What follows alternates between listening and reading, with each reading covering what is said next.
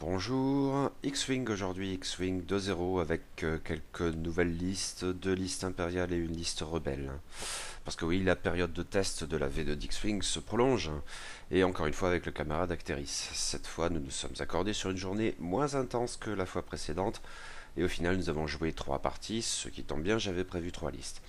Mais à ce propos, justement, Acteris souhaitait tenter une compo impériale, aussi avons-nous le temps d'une partie échanger nos rôles. Je me sens sale, hein, mais je dois le reconnaître. Oui, j'ai joué une liste rebelle. Horreur glauque.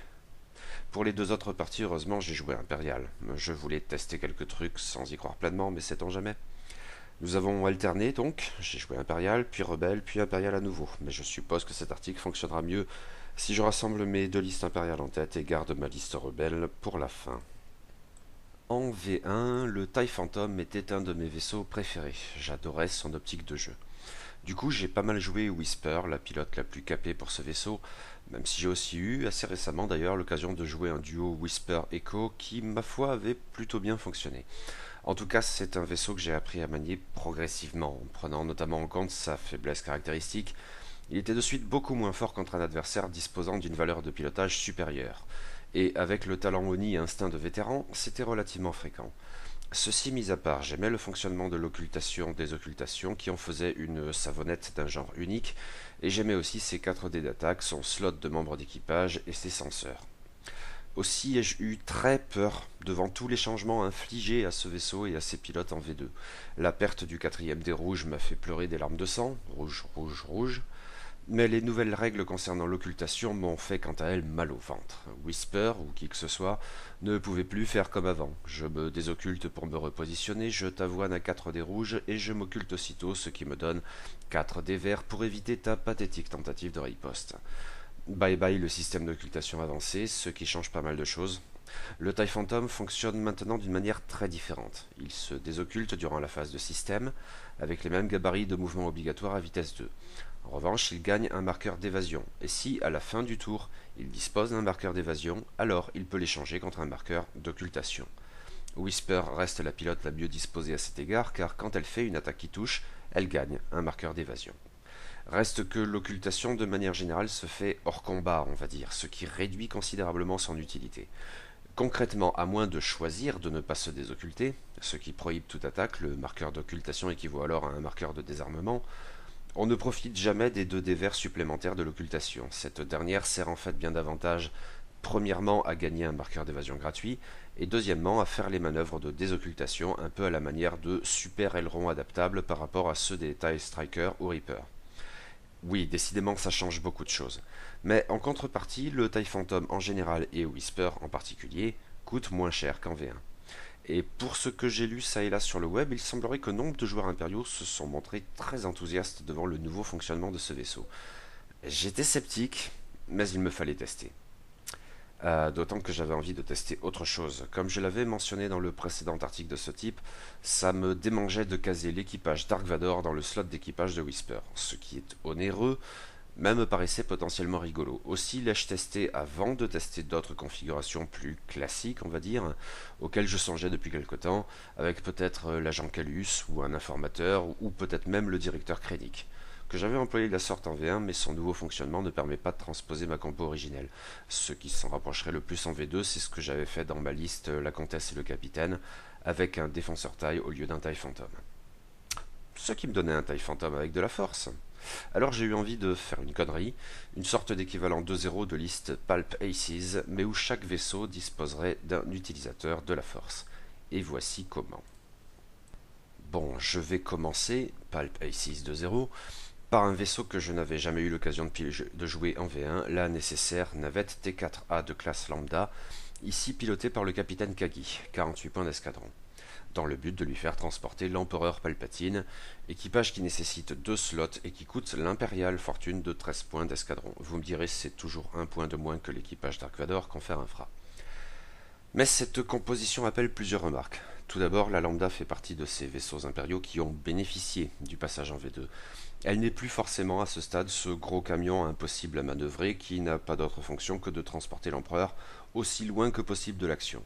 Ce dont l'arc de tir arrière dont elle dispose maintenant, même s'il n'a qu'une valeur de 2 contrairement au 3 de l'arc avant, est une bonne illustration. Mais ce n'est pas la seule. L'habilité du capitaine Kagi, le pilote de la navette de l'Empereur, est toutefois dans la continuité de ce qui se faisait avant, sauf erreur. Au début de la phase d'engagement, je peux choisir un ou plusieurs vaisseaux alliés à portée 0,3 et transférer les marqueurs d'acquisition de cibles ennemies sur la navette. J'ai eu l'occasion de constater que ça pouvait être assez utile. Mais l'Empereur lui aussi fonctionne différemment, et globalement moins bien, voire beaucoup moins bien. J'avais envie de le tester quand même. Déjà, il confère un jeton de force récurrent. Ensuite, quand un vaisseau allié attaque ou défend, il peut dépenser un point de force, celui de Palpatine, sur la navette, pour modifier un de ses dés, comme s'il avait lui-même dépensé un point de force. Dans le détail, l'atout essentiel demeure qui est qu'il n'y a pas de condition de portée. À cet égard, ça reste une capacité très très balèze. Ensuite, autre atout, cette carte revient d'une certaine manière au Palpatine originel avant le gros nerf de la V1, en ce que le choix de modifier un dé ou pas se fait après avoir jeté les dés. Il ne s'agit plus de parier pour un résultat éventuellement inutile. Mais cette carte en contrepartie a maintenant un gros défaut. Puisqu'elle fonctionne comme une dépense normale de points de force, elle ne peut plus s'appliquer qu'au résultat concentration, pas au résultat vierge. Bad. Bad. Mais l'âme de cette liste est donc le TIE PH Phantom qui est piloté par Whisper, 52 points. J'ai expliqué plus haut comment fonctionne la capacité générique des TIE Phantom, réseau de Stygium, ainsi que la capacité spéciale de Whisper elle-même. Ce jeu avec les marqueurs d'évasion a décidé du talent à allouer à la pilote, Feinte, 4 points, que j'aime décidément beaucoup. Quand Whisper attaque, si elle a un marqueur d'évasion, et elle a donc de bonnes chances d'en avoir un, elle peut annuler un des résultats évasion du défenseur par un résultat concentration. Pour ce qui est de l'équipage, j'ai donc choisi Dark Vador, 14 points tout de même. Au début de la phase d'engagement, je peux choisir un vaisseau ennemi à portée 0,2 dans mon arc de tir avant, chose qui devrait être plus facile qu'avec mon TIE Reaper dans la liste It's a Major Countdown, et dépenser un marqueur de force fourni par la carte et récurrent pour infliger un dégât aux 10 vaisseaux, à moins qu'il ne sacrifie un jeton vert. Je manquais un peu de place pour d'autres améliorations. Je me suis dit qu'une modification coque améliorée lui serait profitable. Comme elle a une agilité de 2, cette carte à coût variable représente pour elle 5 points d'escadron et fait passer sa valeur de coque de 3 à 4. Voilà pour Whisper, mais il me fallait un deuxième as. Je me suis décidé pour un autre vaisseau dont je disposais déjà un V1 et que je n'avais jamais pu jouer, si je l'avais vu figurer dans certaines listes Pulp Aces, le Grand Inquisiteur, anciennement l'Inquisiteur, à bord de son TIE Advanced V1, 58 points, anciennement prototype de TIE Advanced. La faculté du pilote est proche de celle dont il bénéficie en V1, mais beaucoup plus contraignante. Il peut dépenser un point de force, il en a deux, soit pour bénéficier du bonus de portée 1 quand il attaque à portée 2-3, soit pour annuler le bonus de portée 1 d'un adversaire quand il défend. Ce n'est donc plus automatique et ça demande de dépenser de la force dans chaque situation, et donc éventuellement plusieurs fois par tour. Mais j'avais envie de tenter la chose, et de tenter aussi une amélioration pouvoir de la force en l'espèce Sens, 6 points. Pendant la phase système, je peux regarder gratuitement le cadran de manœuvre d'un adversaire à portée 0,1, ou dépenser un point de force pour faire la même chose avec un vaisseau à portée 0,3. Et c'est tout pour lui. Et en jeu, qu'est-ce que ça a donné? Eh bien, une partie très étrange au premier chef. Acteris avait aligné en face de moi une compo rebelle associant un YT-1300, oui, le Faucon Millennium, piloté par Lando Calrissian, et un X-Wing T-65 piloté par Luke Skywalker. Et ce fut une partie très très tendue, ceci alors même que nous ne parvenions pas à nous infliger mutuellement de vrais dégâts.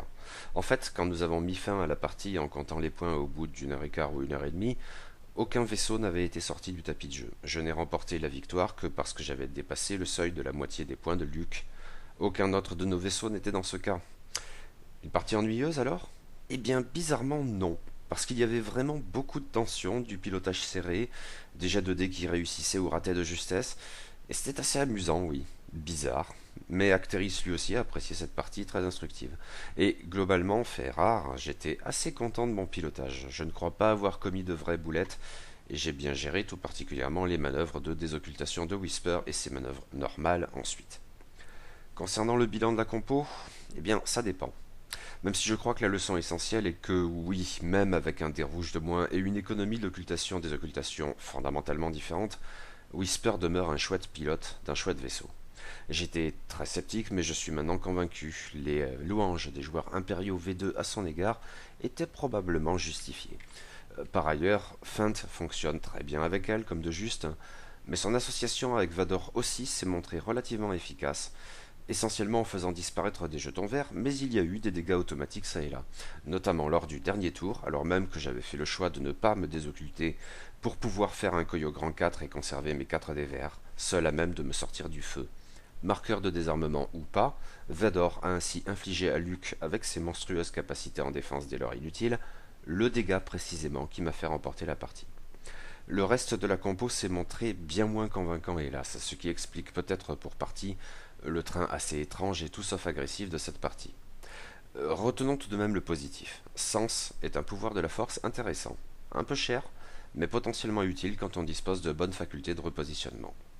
En outre, la lambda s'est montrée étonnamment résistante. Son unique dévers et son marqueur de renforcement lui ont suffi pour encaisser sans crainte presque tous les tirs rebelles, et quand la situation menaçait de se montrer plus dangereuse, avec pour ma part des possibilités de manœuvre très limitées, je me suis résolu sans trop de peine à éloigner la navette du cœur de l'action, puisque l'effet de Palpatine est indifférent aux conditions de portée. Et pour un temps du moins, j'ai pu employer l'arc de tir arrière, ce qui ne mange pas de pain. Oui, bilan positif pour la lambda. Je n'ai pas été convaincu par le Grand Inquisiteur et ou son TIE Advance V1. Le coup en force de son habilité est rapidement problématique, avec un gain d'un seul marqueur par tour, et sans cela, si son cadran de manœuvre est bon voire plus, sa puissance de feu et plus globalement sa capacité de nuisance s'avère bien trop limitée par rapport à son coût, trouvais-je, une déception. L'autre déception, plus embarrassante peut-être, c'est Palpatine, qui oui est décidément beaucoup moins puissant désormais. Si j'ai apprécié de pouvoir choisir de l'employer après avoir jeté les dés, en attaque comme en défense, j'ai hélas pu constater que la limitation de son effet au résultat concentration est trop limitative. De toute la partie, j'ai pu au mieux l'utiliser, allez, 2 fois. Pour 13 points d'escadron, c'est bien trop peu. Vador, de son côté, s'est montré beaucoup plus régulier et c'est peu dire. Je suis un peu sceptique quant à l'idée d'autres listes Palp Aces, du coup, bon, je retenterai probablement un de ces jours. Mais, victoire. Une victoire très bizarre, au poil de cul, dans une bataille qui ne rentrera pas exactement dans les annales du massacre héroïque avec plein d'explosions partout, mais que j'ai trouvée très intéressante, et Acteris aussi, semble-t-il. Passons à ma deuxième liste impériale de ce jour, je conclurai avec ma tentative de liste rebelle. La présente compo doit beaucoup à l'expérience assez concluante de ma liste It's a Bomber and a Punisher, en même temps qu'au constat en jouant cette liste de ce que je n'étais vraiment pas au point concernant l'optimisation des améliorations et le maniement des bombes, des missiles et des torpilles. En même temps, j'avais envie de faire dans le brutal, en alignant 2 TIE Punisher, l'un plutôt orienté bombe et l'autre plutôt orienté missiles et torpilles, en fonction de leurs capacités uniques. Je voulais compléter avec un As, et mon choix s'est assez naturellement porté sur Dark Vador à bord de son TIE Advance X1, le seul véritable As que je n'avais pas encore joué en V2. Enfin, en préparant la liste, il n'y avait aucune certitude que je joue Whisper et le Grand Inquisiteur avant. Ceci alors même qu'il n'y a pas vraiment de synergie entre ce chasseur et les 2 socles moyens, une limite de la compo peut-être. Mais il me fallait bien un petit vaisseau rapide et agile, en sus de la force de frappe brutale des Punishers. Voici ce que cela donnait, avec tout d'abord le TIE Advance X1 piloté par Dark Vador, 70 points d'escadron, beaucoup plus que tout autre vaisseau de ce type. Sa capacité spéciale parle pour elle-même, après avoir effectué une action, il peut dépenser un point de force pour faire une autre action. Un peu comme en V1, donc, sauf qu'il n'y avait alors pas la nécessité d'une dépense, et il n'y avait pas de point de force. C'est donc moins bien, mais ça reste bien. Et il faut prendre en compte que Vador dispose de 3 points de force. Sauf erreur, c'est pour l'heure le seul pilote à en avoir autant. Mais il faut aussi prendre en compte qu'il n'en régénère qu'un seul par tour. Les TIE Advanced X1 de manière générale sont équipés d'un ordinateur de visée avancé, qui reprend en gros le principe des senseurs qui leur étaient réservés en V1, mais en mieux, ce me semble. Quand Vador effectue une attaque contre un adversaire qu'il a verrouillé, il peut lancer un dé d'attaque supplémentaire et changer un hit en crit. On peut y associer le senseur système de commande de tir, 3 points, lequel permet dans les mêmes conditions de rejeter un dé, à la condition de ne pas dépenser l'acquisition de cible. Dès lors, une action fondamentale pour tous les TIE Advance X1. Enfin, toujours un petit moré, j'ai complété ce build avec un système d'occultation qui, Vador disposant de 3 dés d'agilité, coûtait 8 points d'escadron pour lui, comme par exemple pour Suntirfeld dans ma liste It's a Major Countdown. Il y gagne un dé d'agilité de plus, du moins tant qu'il ne subit pas de dégâts d'une attaque ou autre, car dans ce cas, l'unique charge de la carte est perdue. Passons maintenant aux grosses brutes. Mon premier TIE CA Punisher n'est autre que Death Rain, 42 points, celui-là même que j'avais déployé dans It's a Bomber and a Punisher, aussi en reprend-il certaines caractéristiques. Sa capacité spéciale qui l'oriente donc vers le jeu bombe est que quand il largue ou lance un engin, il peut faire une action. Il peut lancer des bombes au lieu de les larguer, avec le senseur simulateur de trajectoire, 3 points.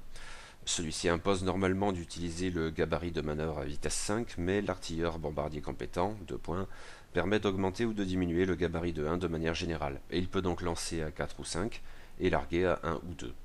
Ces bombes sont de deux types, des bombes à protons, 5 points, qui ont 2 charges et qui infligent un critique à tous les vaisseaux à portée 0,1 quand elles explosent, et des charges sismiques, 3 points, qui ont également 2 charges, et qui détruisent en fait un obstacle à portée, et c'est l'explosion de ce dernier qui affecte les vaisseaux proches.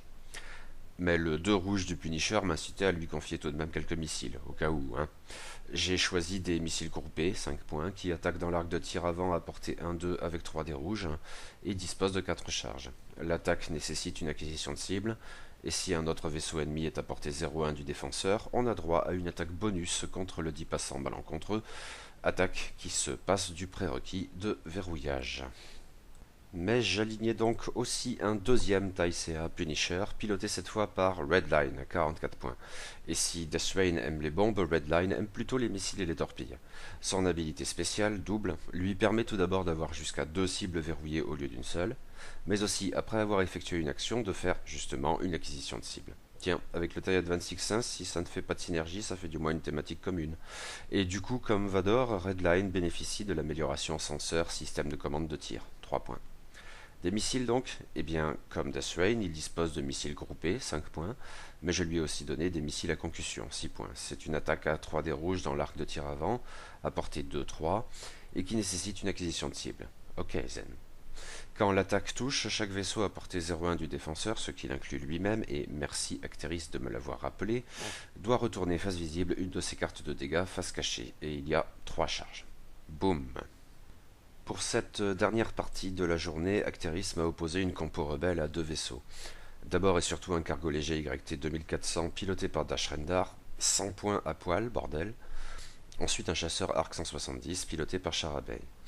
Sans rentrer dans les détails de la liste, il faut noter 2 choses concernant Dash. Tout d'abord, il adore les obstacles. Il en bénéficie à plein de niveaux. Il se jette avidement dessus. Ensuite, la configuration du YT 2400 en V2, largement dérivée de la combo récurrente en V1, a pour conséquence que cet original est plus dangereux à longue distance qu'à courte portée. Ce deuxième aspect, je m'en suis rendu compte qu'un peu tardivement, et j'aurais peut-être pu en bénéficier plus tôt. Même si cela revenait un peu à jouer contre ma compo, les missiles étant supposés cogner de loin, enfin, pas tous. Mais le premier aspect, j'ai décidé d'en tirer parti d'emblée en lançant mes charges sismiques avec Deathrain. Je n'aurais pas été contre le fait d'infliger quelques dégâts, mais mon objectif à ce stade était prioritairement de débarrasser le coin du tapis où se déroulerait l'essentiel de l'affrontement, des obstacles, en l'espèce des débris, qui joueraient autrement en faveur de Dash, ce qui a plutôt bien fonctionné. Quoi qu'il en soit, cette partie était d'une certaine manière l'antithèse de celle des As de la Force, du gros dégâts dans tous les sens et à chaque tour. Et j'ai eu très peur pour mes Punishers. À la fin de la partie, ils n'avaient plus qu'un point de coque chacun. Vador, lui, était relativement peinard, même s'il avait perdu son système d'occultation à ce stade. Cependant, mes Punishers aussi ont fait de gros dégâts en face, et en définitive plus déterminants. Quand j'ai sorti l'Arc 170 avec le seul Redline, même si ce dernier était en sale état, Acteris a commencé à douter, et quand j'ai réduit Dash à un ultime point de coque, il a concédé. Il faut dire qu'il avait mes 3 vaisseaux aux fesses et qui tapaient dur. Mais sur le moment, en tout cas, je me suis demandé si cette décision n'était pas un peu précipitée, parce que mes Punishers étaient à l'agonie. Cependant, il ne restait plus qu'un tour de jeu, et il ne pouvait a priori pas me sortir les deux à la fois. Une victoire donc, mais là encore une expérience plus ou moins concluante en ce qui concerne la compo. Ce qui est concluant, c'est que les TIE Punisher ont effectivement beaucoup gagné au passage à la V2. Deathrain comme Redline ont des capacités très chouettes, et qui ont toutes les deux été utiles dans cette partie. Mais ma composition n'est, une fois de plus, pas optimisée. Même si les deux pilotes ont de manière visible une préférence marquée pour tel ou tel type de jeu, ils fonctionneraient probablement mieux tous les deux en ayant un build commun ou pas s'en faut, et en tout cas plus équilibré. En fait, si j'avais équipé Deathrain davantage de missiles, ou de missiles d'un autre type, je crois que j'aurais pu sortir Dash. D'un autre côté, même si c'était moins essentiel, peut-être Redline aurait-il bénéficié de pouvoir larguer ou lancer quelques bombes. Mais je vais travailler tout ça. Ces grosses brutes de Punisher m'excitent pas mal.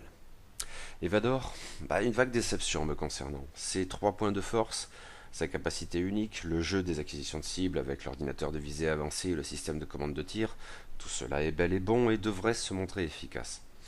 Evador a bien eu quelques occasions de faire des dégâts. Ce qui m'ennuie un peu, c'est que ce vaisseau, même avec un as aux commandes, bénéficiant des possibilités de repositionnement typiques des as, doit composer avec un cadran de manœuvre qui me paraît trop lourdeau pour ce faire. Du coup, je suis un peu sceptique, et d'autant plus qu'il coûte vraiment cher. 70 points d'escadron. Le TIE Advance X1 suivant, celui de Marixtel, coûte 20 points de moins. Oui, je suis un peu sceptique. Mais là encore, une chouette partie, et une victoire tendue, mais qui fait plaisir. Mais il me reste donc une dernière liste à évoquer, et la partie qui allait avec, jouée en deuxième position dans cet après-midi de test. Et c'est une liste rebelle. La deuxième seulement que je tente depuis que je joue à X-Wing, V1 et V2. Or, il faut que je m'y mette, même si je préfère le jeu impérial. Ne serait-ce que pour bien appréhender ce qui se trouve en face, mais aussi plus honnêtement pour varier les expériences de jeu, tout simplement. Mais, problème supplémentaire, j'ai conçu cette liste à l'arrache, et sans l'application que j'aurais dû lui consacrer. Dans ces conditions, je n'avais pas beaucoup de chance de l'emporter. Mais j'avais une envie, oui, jouer les frères Deux Tubes, issus de Rogue One au cinéma et de l'extension Les Renegades dans X-Wing. J'avais vu une vidéo de démonstration où leur synergie était bien employée, et ça me paraissait rigolo, sinon efficace. Mais ça ne fait pas une liste, il me fallait au moins un vaisseau pour compléter. Je me suis décidé pour un arc 170 qui me faisait déjà de l'œil en V1, en me disant que jouer sur l'initiative pourrait être amusant. Bon, commençons donc par les frangins, et d'abord par Bentic de Tube, qui pilote un U-Wing UT-60D, 47 points d'escadron. Ce vaisseau à socle moyen, maintenant, qui a considérablement gagné à l'extension des Renegades de Sceaux, en V1 en tout cas. Bentic dispose d'une capacité spéciale qui lui permet, quand il fait une action de concentration, de transférer un de ses marqueurs de concentration à un vaisseau allié à portée 1 à 2, dans l'idéal, à son frère Edrio de Tube. En effet, si celui-ci est concentré avant son activation, il peut effectuer une action. Or, les deux frangins sont tous les deux à initiative 2. L'idée est donc de jouer d'abord Bentic, qui fait une action de concentration et donne ainsi un jeton de concentration à Edrio. Puis, celui-ci étant concentré avant d'activer, peut faire une action, après quoi il s'active, fait sa manœuvre et accomplit en principe une autre action.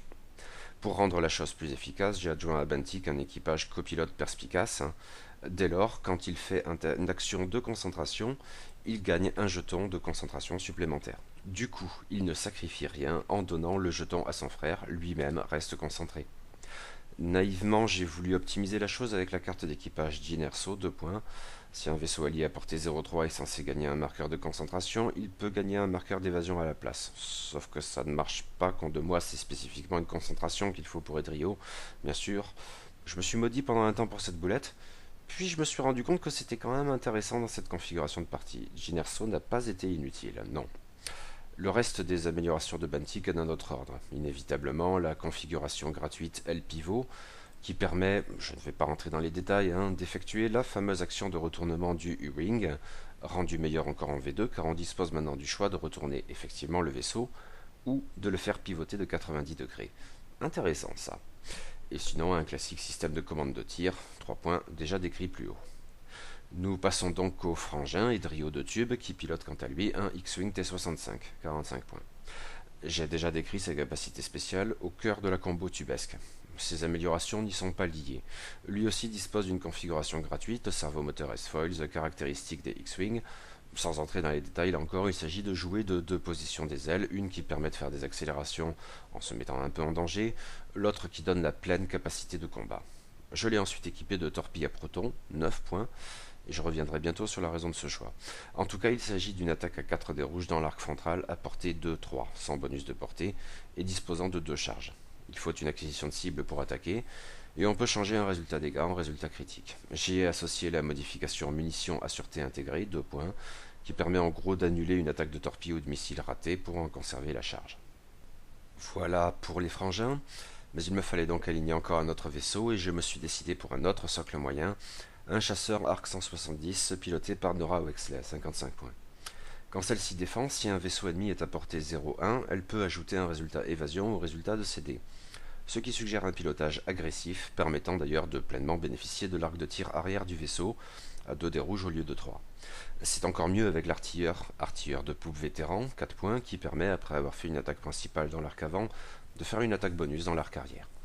Pour en rajouter dans l'attaque et bizarrement dans le thème, j'ai aussi rempli le slot d'équipage avec So Guerrera, 8 points, qui permet à Nora, quand elle fait une attaque, de subir un dégât pour changer tous ses résultats concentration en critique. Mais ce style de jeu agressif appelle tout de même quelques options de défense ou d'endurance.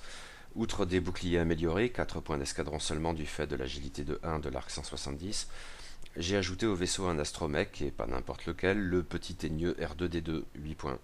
Après avoir révélé le cadran, on peut dépenser une charge, il y en a 3, pour récupérer un bouclier au prix d'un marqueur de désarmement. Enfin, j'ai voulu tenter un truc en donnant à Nora le talent tactique de nuée, 3 points. Et ceci même si cette liste n'a rien d'une nuée. Seulement voilà, ce talent permet au début de la phase d'engagement de choisir un vaisseau allié à portée 1 et de lui conférer pour ce tour la valeur d'initiative de Nora qui est de 5. Les frères de Tube ont en effet le petit souci d'avoir tous les deux une initiative très basse de 2 seulement. J'espérais que cela leur permettrait de placer des coups décisifs, notamment à base de torpilles à protons, avant de se faire atomiser. Vous vous en doutez, hein? Ça n'a pas très bien marché. Ça aurait peut-être pu marcher car sans être monstrueuse d'efficacité, la synergie des frangins de tube est rigolote et peut s'avérer utile. Ça aurait peut-être pu marcher aussi parce que Nora Wexley est un chouette pilote d'un chouette vaisseau et parce que, ben oui, pour une fois, l'idée de la tactique de nuée s'est avérée pertinente dans ce contexte. Ceci mis à part, j'ai atrocement mal joué, tellement mal que ça relevait peut-être de la mauvaise volonté. Mon placement était à chier avec Nora beaucoup trop proche des frangins, ce qui ne m'a pas tant permis d'utiliser leur synergie, ça m'a bien davantage posé problème quand le léger bump de trop a tout foutu en l'air dans ma formation, comme dans mon économie d'action. En face, Acteris qui jouait deux Tayat 26-1, à savoir Marek Stel et Zertik Strom, ainsi qu'un Tayaska Striker piloté par l'inévitable Countdown, en a bien profité. Et comme ces salopards le camp de la justice et du bon droit, mais seulement quand c'est moi qui le joue, bénéficie de plein de dévers, eh bien je ne lui ai pas fait grand-chose. Acteris m'a sorti Nora, de cela je suis certain, puis un des frères de Tube, mais honnêtement je ne sais plus lequel. J'étais tellement furax contre moi-même que j'ai préféré concéder. C'était très très mal engagé de toute façon. Je rejouerais rebelle, mais en prenant davantage de temps pour composer une liste viable. Ceci dit, celle-ci était peut-être viable. C'est juste que j'ai piloté comme un sabot, et j'en ai d'ailleurs très vite fait les frais à bon droit. Mais bon, l'Empire c'est mieux, hein, c'est good, good. Quoi qu'il en soit, une chouette après-midi de jeu et plein de matière à réflexion à suivre.